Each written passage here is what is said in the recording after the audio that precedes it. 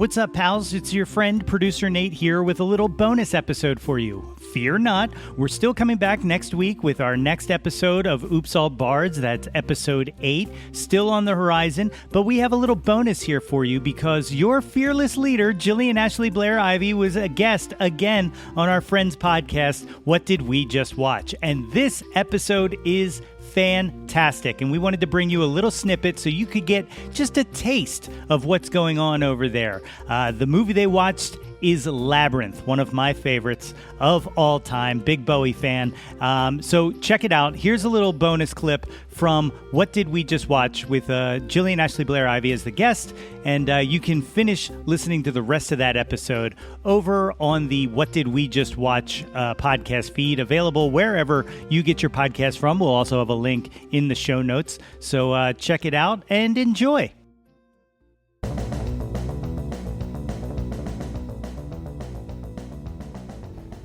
Okay, what is a children's fantasy without an unhappy child dreaming of a fantasy world? We get one in Labyrinth, but only after a 3-minute title sequence with a CG owl straight from the uncanny valley. Our introduction to the main hero from the long intro until the inciting incident of wishing the baby away is all of about 5 minutes. Therefore, let's meet our hero in a set of questions I am calling Most of This Doesn't Really Matter. All right. So, number 1, we meet the heroine of the film at the beginning. What is our hero's name? And that's going to go to... Man, so fast. Yes, Jill. That would be Sarah. That is correct, Sarah. We meet Sarah at doing what one does, hanging around in like a park, I guess, with like a dress and reciting lines. To her dog. To her dog, yeah, yes. because when you rehearse for plays that are probably not happening, you do it in full costume in the park by yourself, right? Yes, when it's going to rain. Oh, totally. Right. I'm glad I'm not the only one. So she does these lines, and for my second question, what is the line she cannot remember? And that's going to go again to Jill. You have no power over me. You have no power over me is correct. That's what I say to my anxiety, like weekly. Mm-hmm. Yes. Yeah, it's a good reminder. It is a good, yeah. Well, it works in this film, apparently.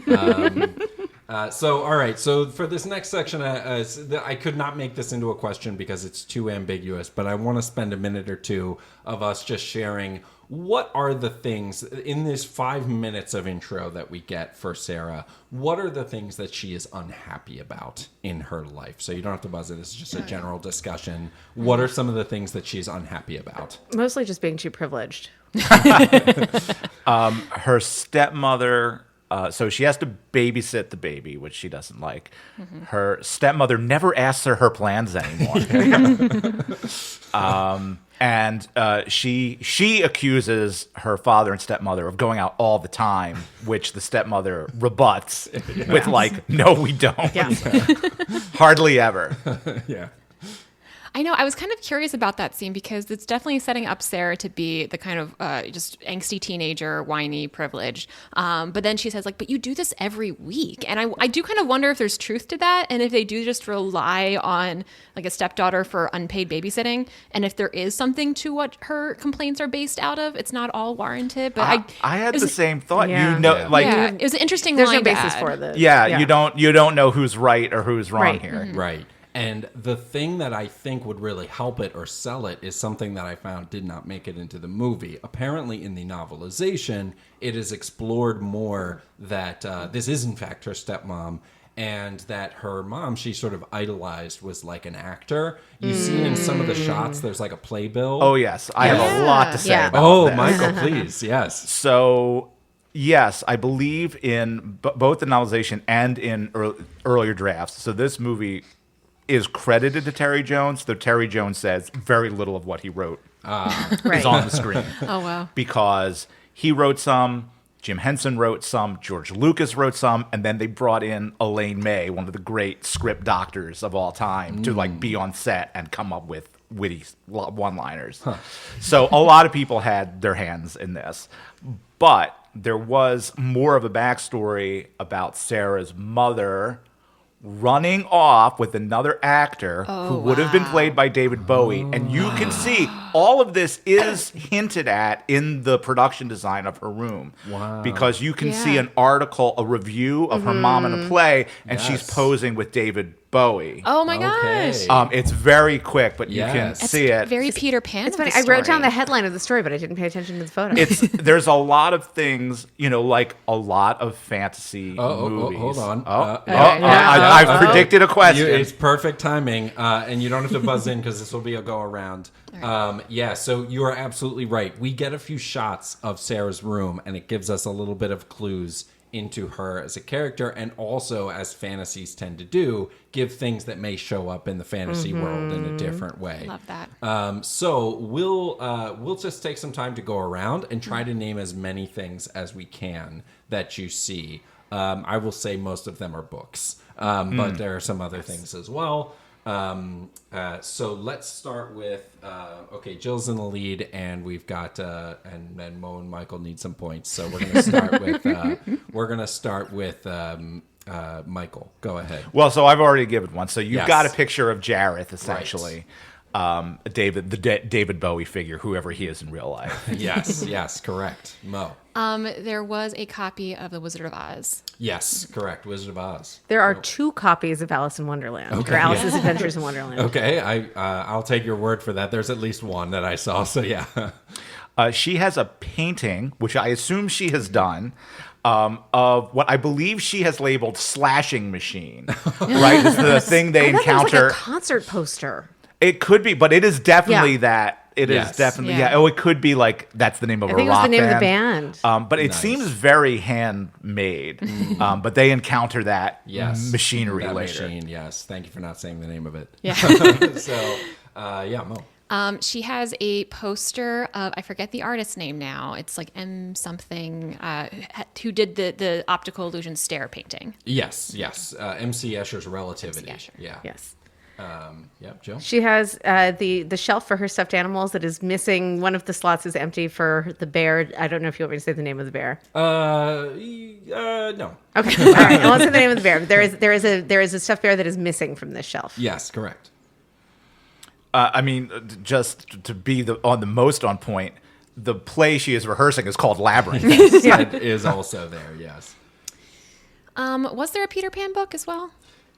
I did not see Peter Pan. I don't know if anybody else saw Peter Pan. If you want to challenge me on that, No, I I'm do trying to have some remember because there was a lot screenshots. of books and I can't remember them. I mean, now. you're in the right vein of type of books, but I did not notice Peter Pan. Jill, do you have another one? There's the red and white hat that she puts on when she's looking in the mirror. Yes, but It's not- I'm gonna it's pause not 'cause that's around in in her the- room. okay. She does that later. Okay. Yes, so I'm not going to count that one. Fair.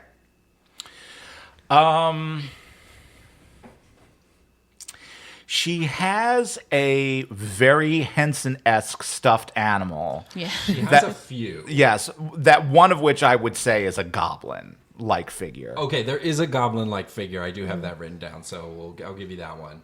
Mo? Does her dog count since he does appear later in the fantasy world? Nope, not for this. There is like a figurine of something that looks like Jareth right next to her makeup Oh, mirror. There Yeah. is, yes, correct, yeah. Well, I was also going to say the dog. I would challenge you on that. Right. If we're going to count the picture of David Bowie, then the picture of her mom with the dog. Oh, okay, all right. I'll give it to you, Mo. You said it first. Thank you, Michael. Yes, yeah. What, Michael? Go ahead. What do you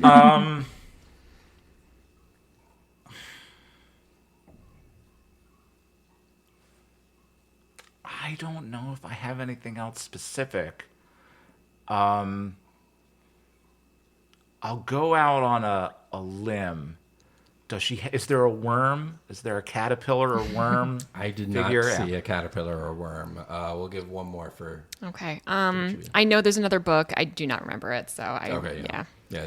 She's got a stuffed Sir Didymus. She does have a stuffed Sir Didymus. Yes, I'll give you that one. Okay, yeah, good. We got most of them. There is a one of the sort of fire persons. Oh, yeah. is Oh, one of the- right. yes, I won't say what they're exactly called. We got Sir Didymus. We got the Goblin. We got Jareth. We got the Shelf of Teddy Bears. Books, Where the Wild Things Are. Is a pretty Yeah. prominent one. That's a big Yeah. one. But some other random ones that are there: Snow White, Grimm's Fairy Tales. That would have been an easy and yeah, guess. we Grimm's got Fairy everything Tales. So, yeah. Okay, nice. So we learn a little bit about Sarah. For my next question, you mentioned that Sarah has to babysit. What is her brother's name? We got Dance Mojic. Dance. That is Toby. Toby is correct. All right. And yes, very upset that she has to babysit Toby. She literally says, "Someone take me away from this awful place." I think at one point she says something like the stepmother treated her like a slave when she's like treating her. Sorry, typical teenage melodrama. So she's very upset. Melodrama for like a theater drama kid, Yeah. a teenager. Yes. Right, exactly. So she gets this idea. She starts telling this story. She wants the goblins to come and take her away. For my next question, what is the exact phrase that she needs to say to have the goblins take them away?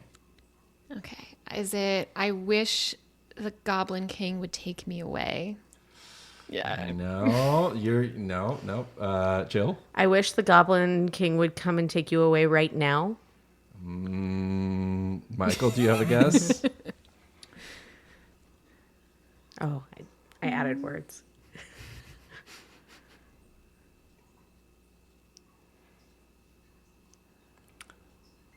No. I'm going to give it to you, Jill. You were the closest. Okay. You just said Goblin King, but you're goblins. otherwise you were correct. I wish the goblins would come and take you away right now. Is the formula. I got confused because she also had a line about like the Goblin King fell in love with the girl, and then like the narrative just went on for a while. Oh, it sure did. Yeah. It was a lot.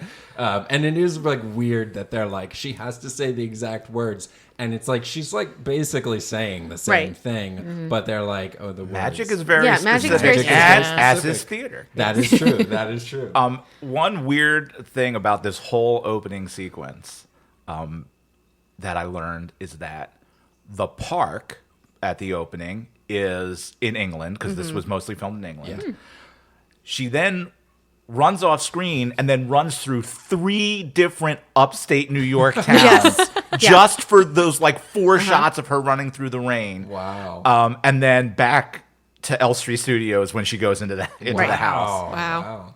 Oh, bizarre. Yeah, one of those towns in New York is where my husband's family is from, Haverstraw. Oh. So many connections. Yeah. That sounds like it would have been an IMDb fact that someone would have put Oh, up there yes, with all the the location IMDb stuff. lore, yeah.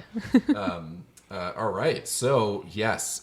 Also, who made the baby cry in this film and how? It's very upsetting to think do you know about. who the baby is? His name is Toby. I Yeah. know Toby. Yes, Toby Freud. So Yeah. Brian Freud is one of the concept designers and one of the Oh, yes. creative forces behind the movie. I don't think he gets And story. Dark Crystal, I'm I not think, sure he yeah. gets story credit, but he did a lot of designs. Yeah. And Terry Jones said that they hired a writer to like write the story of Labyrinth, and they gave that to Terry to turn into a script.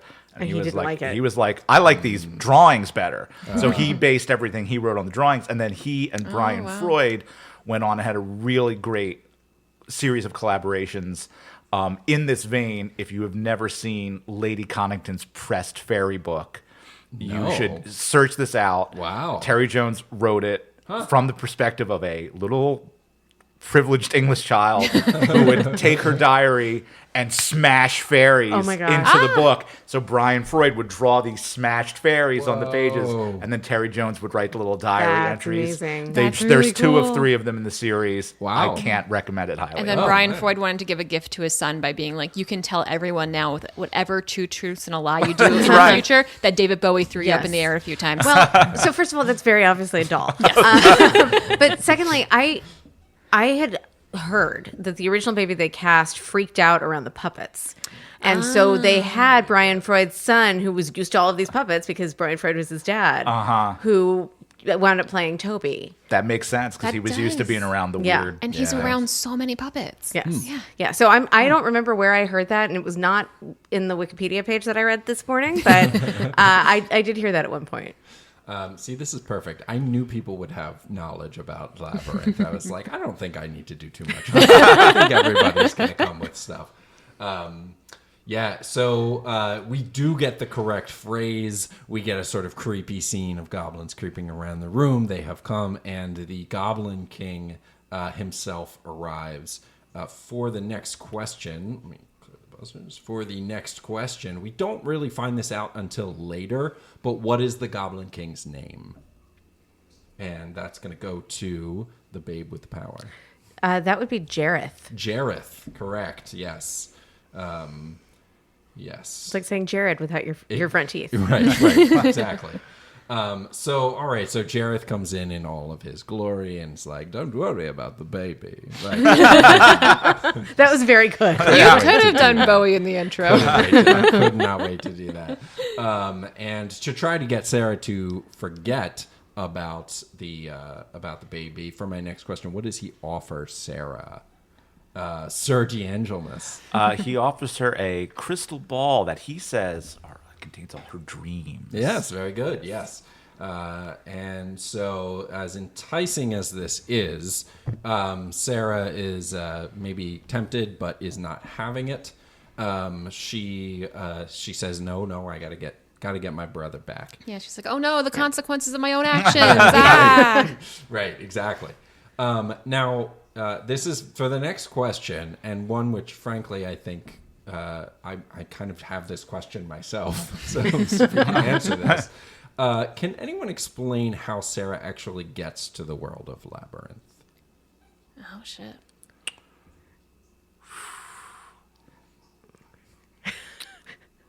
It was really subtle. Yeah.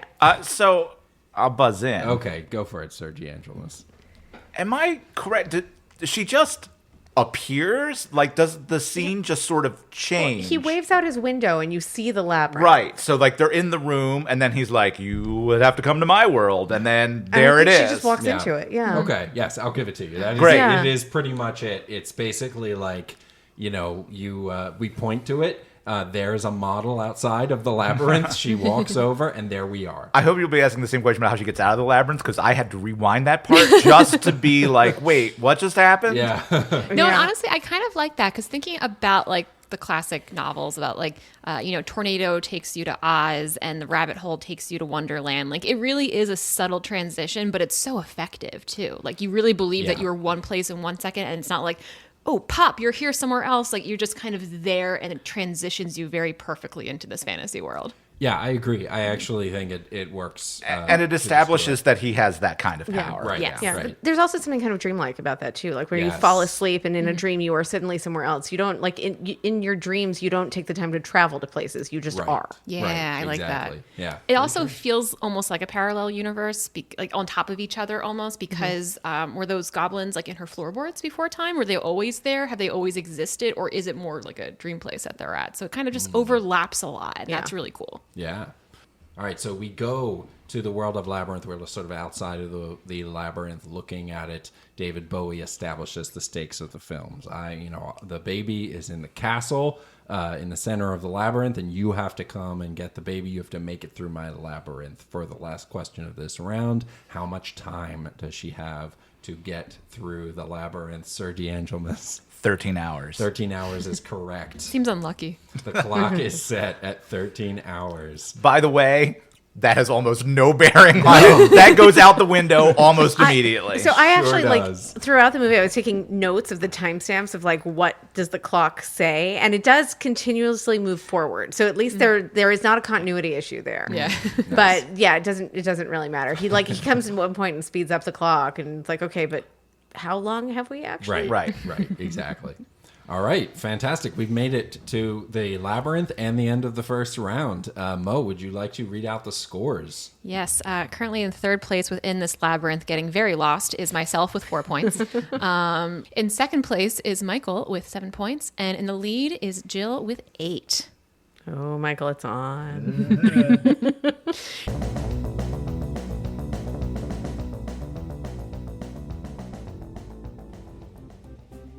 How awesome was that? You can hear how everything turned out and hear the rest of that episode, as I said, over on the What Did We Just Watch podcast feed. Links in the show notes, plus available wherever you get your podcast from. And guys, do not forget, next week, episode 8 of Oops All Bards is coming. So until then, it's me, producer Nate. Hope you enjoyed this little bonus clip, and we will see you next week.